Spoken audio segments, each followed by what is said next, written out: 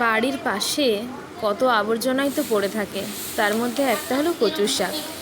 এই বর্ষাকালে বিশেষ করে চারিদিকে এত বেশি হয়ে যায় যে অগত্যা তুলে ফেলেই দিতে হয় আমাদের।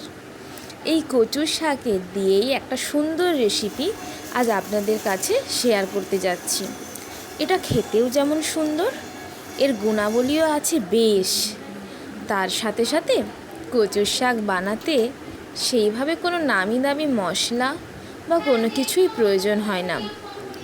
শুধুমাত্র কচুর শাক, একটুখানি তেল, কাঁচা লঙ্কা, কালো জিরে, সর্ষে এগুলো হলেই এই রান্নাটা বেশ ভালোভাবেই হয়ে যায়, আর খেতেও হয় অসাধারণ সুন্দর।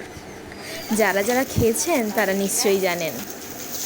প্রথমেই গরম তেলে দিয়ে দিচ্ছি কাঁচা লঙ্কা আর কালো জিরে। কাঁচা লঙ্কা আর কালো জিরে,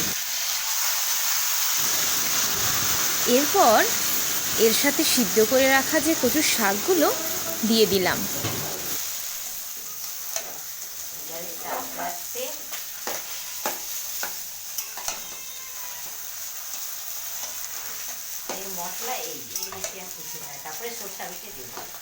মানে মেন মশলাটা হলো কাঁচা লঙ্কা আর জিরে, এই তিনটাই মেন মশলা। হ্যাঁ, আর একটু তেল।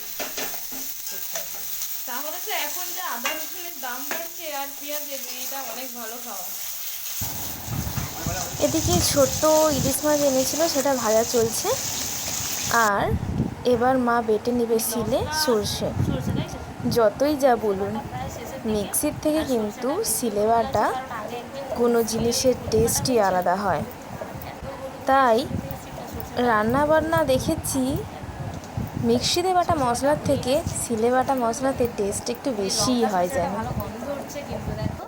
এইবার এইটা আমাদের এই কড়াই যে চলছে শাক রান্না, সেতে যোগ করা হবে। সর্ষে বাটাটা দেওয়া হয়ে গেল শাক। এখনও দেখুন জলটা বেশ অনেক আছে, জলটা আস্তে আস্তে করে ফুটে ফুটে ফুটে ফুটে মরবে, আর ওতেই আস্তে আস্তে করে টেস্ট হয়ে যাবে।